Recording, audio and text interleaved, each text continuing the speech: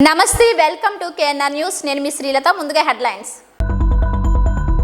TTD chairman Bhumana Karunakar Reddy అన్య మతస్థుడని సంచలన ఆరోపణలు చేసిన ఏపీ బీజేపీ అధ్యక్షురాలు పురంధేశ్వరి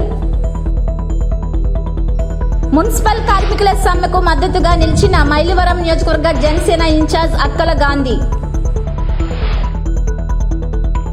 ఘనంగా గాజువక ఇన్ఛార్జ్ ఉరుకుటి రామచంద్రరావు జన్మదిన వేడుకలు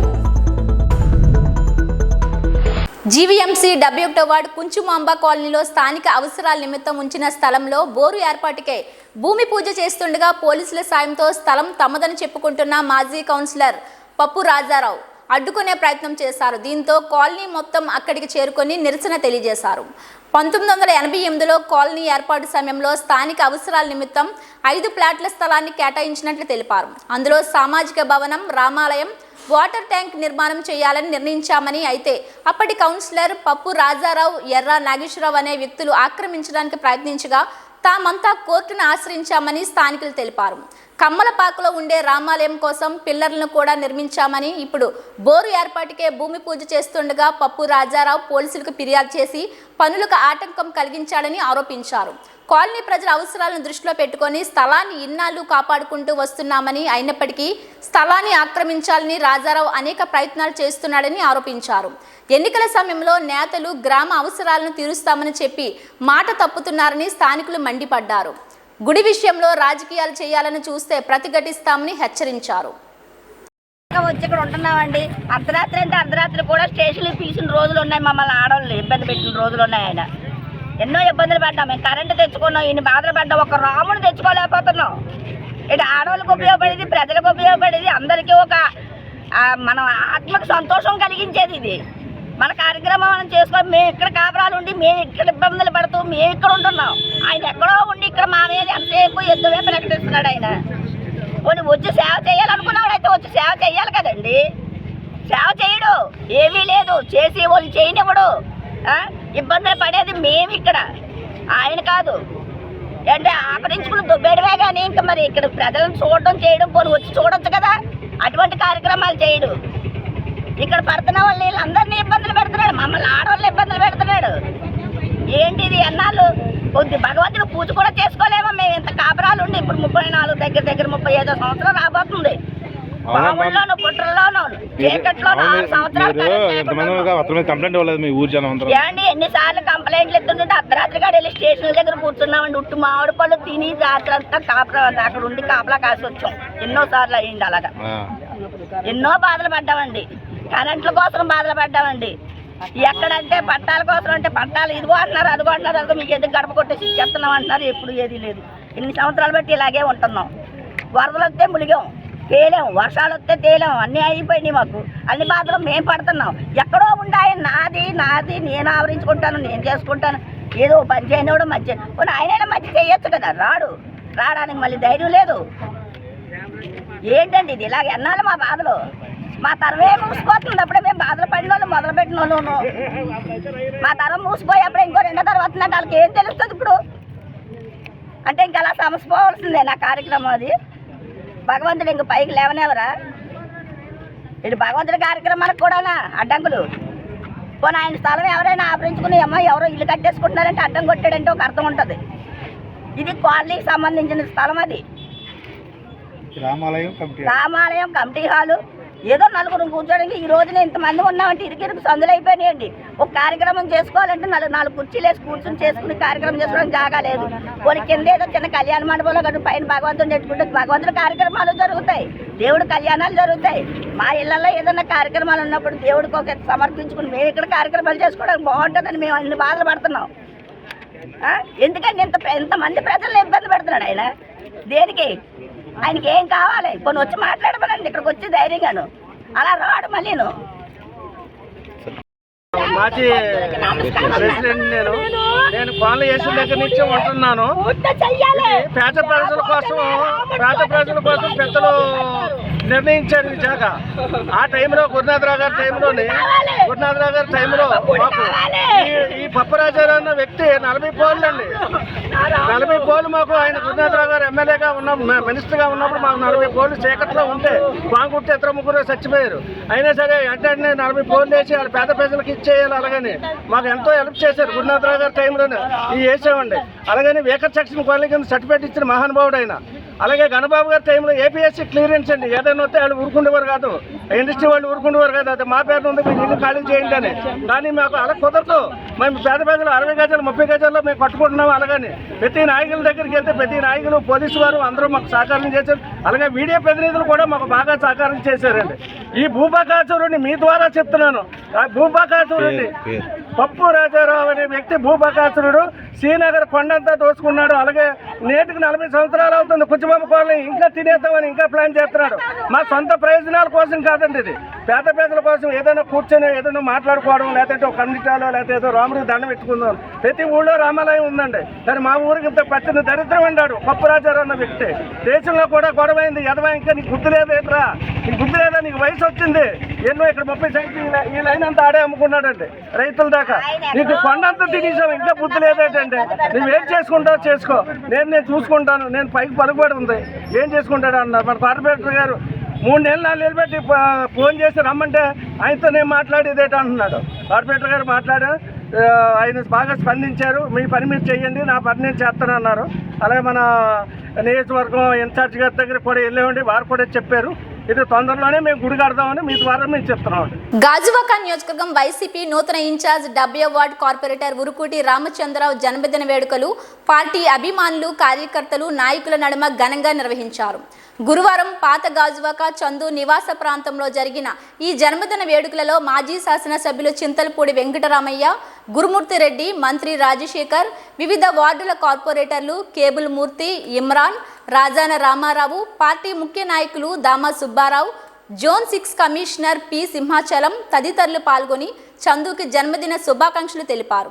ఈ సందర్భంగా ఉరుకూటి రామచంద్రరావు మాట్లాడుతూ, ముందుగా నన్ను గాజువాక ఇన్ఛార్జ్గా నియమించిన రాష్ట్ర ముఖ్యమంత్రి వైఎస్ జగన్మోహన్ రెడ్డికి హృదయపూర్వక ధన్యవాదాలు తెలుపుకుంటున్నానని, నియోజకవర్గంలో ఉన్న ప్రతి నాయకుల్ని, కార్యకర్తలను కలుపుకొని సమిష్టిగా పార్టీ కోసం పనిచేస్తామన్నారు. మళ్ళీ ముఖ్యమంత్రిగా జగన్మోహన్ రెడ్డిని చేసుకోవడంలో నా పూర్తి సహాయ సహకారాలు అందిస్తానన్నారు. అందరికీ నమస్కారం. ముందుగా నన్ను గాజువాక నియోజకవర్గం వైఎస్ఆర్ కాంగ్రెస్ పార్టీ సమన్వయకర్తగా నియమించిన మా వైఎస్ఆర్ కాంగ్రెస్ పార్టీ అధినేత రాష్ట్ర ముఖ్యమంత్రి వర్యులు శ్రీ వైఎస్ జగన్మోహన్ రెడ్డి గారికి నాకు హృదయపూర్వకమైన ధన్యవాదాలు తెలియజేసుకుంటూ, ఈరోజు మరి నా యొక్క పుట్టినరోజు సందర్భంగా గాజువాక నియోజకవర్గంలో వైఎస్ఆర్ కాంగ్రెస్ పార్టీ నాయకులు, కార్యకర్తలు, కార్పొరేటర్లు, ఇన్ఛార్జీలు అందరూ కూడా యువకులు, మహిళలు అందరూ పెద్ద ఎత్తున మరి నా వద్దకు వచ్చి వారి యొక్క శుభాకాంక్షలు డైరెక్ట్గా, అలాగే వాట్సాప్ ద్వారా, సోషల్ మీడియా ద్వారా కూడా చాలామంది నా యొక్క జన్మదిన సందర్భంగా శుభాకాంక్షలు తెలియజేశారు. వారందరికీ కూడా నా యొక్క హృదయపూర్వకమైన ధన్యవాదాలు తెలియజేసుకుంటున్నాను. ఏదైతే నా యొక్క నాయకత్వాన్ని నమ్మి నా వెంట నడుస్తున్న వారందరికీ కూడా భవిష్యత్తులో నేను వారందరికీ తోడుగా ఉంటానని, అలాగే వైఎస్ఆర్ కాంగ్రెస్ పార్టీని మరింత బలోపేతం చేస్తూ రేపు రానున్న 2024 ఎన్నికల్లో వైఎస్ఆర్ కాంగ్రెస్ పార్టీ జెండాను గాజువాక నియోజకవర్గంలో ఎగరవేయడమే లక్ష్యంగా పనిచేస్తానని చెప్పి తెలియజేసుకుంటూ మరొకసారి మీ అందరికీ నా యొక్క హృదయపూర్వకమైన ధన్యవాదాలు తెలియజేసుకుంటూ సెలవు తీసుకుంటాను. Thank you. కొండపల్లి మున్సిపాలిటీ కార్మికుల సమ్మెకు జనసేన పార్టీ రాష్ట్ర అధికార ప్రతినిధి, మైలవరం నియోజకవర్గ ఇన్ఛార్జ్ అక్కల రామ్మోహన్ రావు అలియాస్ గాంధీ మద్దతు తెలిపారు.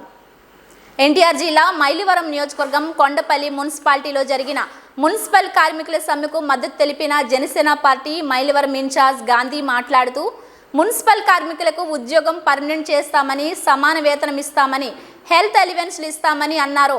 అవి అన్ని వెంటనే అమలు చేయాలని, కార్మికులకు సంక్షేమ పథకాలు తక్షణమే అమలు చేయాలని డిమాండ్ చేశారు. కార్యక్రమంలో జనసేన నాయకులు ఎర్రంశెట్టి నాని, సామల సుజాత, పార్థసారథి, మహేష్, కళ్యాణ్ తదితరులు పాల్గొన్నారు. వెంటనే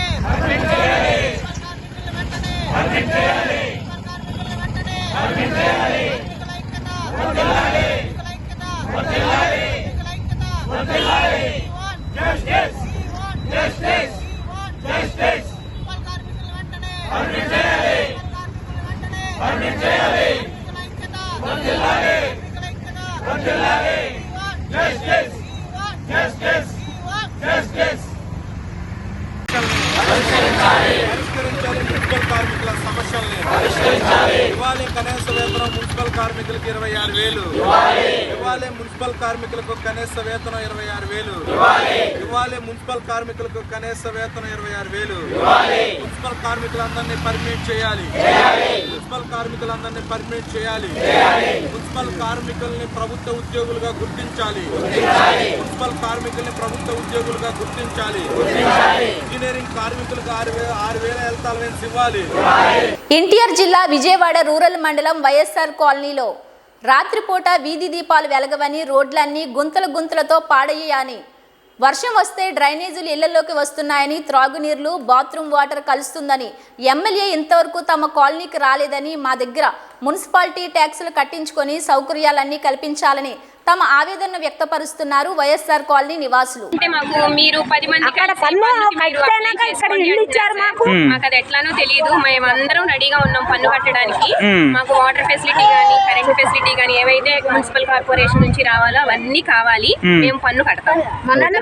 సార్ పన్ను రావట్లేదనే వాటర్ కూడా మంచినీళ్ళు కూడా చాలా సార్లు కట్టాము. ఈ మధ్య దేవినేని ఉమా గారు వచ్చి ఆయన అధికారులతో మాట్లాడిన తర్వాత మాకు నీళ్లు బాగానే వస్తున్నాయి. మేమందరం అలకా జనంలా కనపడుతున్నాం, మనుషుల్లో కనపడట్లేదు. అది పట్టించుకోవట్లేదు సార్. కట్టడానికి సిద్ధంగా ఉన్నాం. ఎందుకంటే మాకు మీరు 10 మందికి మాకు అది ఎట్లానో తెలియదు. మేమందరం రెడీగా ఉన్నాం పన్ను కట్టడానికి. మాకు వాటర్ ఫెసిలిటీ గానీ, కరెంట్ ఫెసిలిటీ గానీ ఏవైతే మున్సిపల్ కార్పొరేషన్ నుంచి రావాలో అవన్నీ కావాలి. మేము పన్ను కడతాం. సార్ పన్ను రావట్లేదనే వాటర్ కూడా మంచినీళ్ళు కూడా చాలా సార్లు కట్టాము. ఈ మధ్య దేవినేని ఉమా గారు వచ్చి ఆయన అధికారులతో మాట్లాడిన తర్వాత మాకు నీళ్లు బాగానే వస్తున్నాయి. మేమందరం అలకా జనంలా కనపడుతున్నాం, మనుషుల్లో కనపడట్లేదు. అది పట్టించుకోవట్లేదు సార్. అక్కడ ఇల్లు. ఏపీ బీజేపీ అధ్యక్షురాలు పురంధేశ్వరి సంచలన వ్యాఖ్యలు చేశారు. టీటీడీ చైర్మన్ భూమాన కరుణాకర్ రెడ్డి అన్య మతస్థుడని సంచలన ఆరోపణలు చేశారు. అందుకే తిరుమలలో భక్తులకు సరైన సేవలు అందడం లేదన్నారు. టీటీడీ నిధులను పక్కదారి పట్టించే ప్రయత్నం చేస్తున్నారని ఆరోపించారు. TTD నిర్లక్ష్యంపై BJP పోరాడుతుందన్నారు. జగన్ది స్టిక్కర్ల ప్రభుత్వమని, కేంద్ర నిధులను పక్కదారి పట్టిస్తున్నారని ఆరోపించారు. అమలాపురంలో బీజేపీ కార్యాలయాన్ని పురంధేశ్వరి ప్రారంభించారు. కేంద్ర ప్రభుత్వం కాదు కదా, ఇవాళ వెంకటేశ్వర స్వామిని కూడా వదలని పరిస్థితి మనం ఇవాళ రాష్ట్రంలో చూస్తున్నాం. మనం కనుక తిరుమల తిరుపతి బోర్డు చైర్మన్ వారు అన్య మతస్థులు, ఏ విధంగా వారిని టీటీడీ బోర్డు చైర్మన్ గా మీరు నియామకం చేశారని చెప్పి ప్రశ్నించిన మొట్టమొదటి పార్టీ భారతీయ జనతా పార్టీ.